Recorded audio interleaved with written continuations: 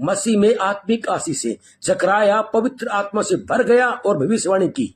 जकराया को यह मालूम था कि उसके पुत्र को प्रभु के लोगों के लिए तैयार करने के लिए नियुक्त किया गया है। वह जानता था कि प्रभु अभी मरियम के गर्भ में है। उसने परमेश्वर की प्रशंसा की क्योंकि उसने अपने लोगों पर दृष्टि की और उनका छुटकारा किया है। परमेश्वर ने छुटकारा दिलाने वाले मसीहा को पृथ्वी पर भेजा था। जकराया ने उसे दाऊद के घराने से निकला हुआ उद्धार का सींग कहा।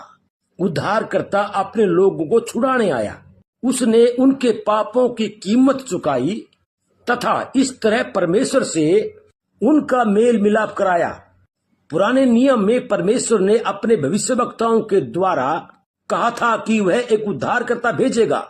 अब ये भविष्यवाणी पूरी कर दी गई थी। आमीन।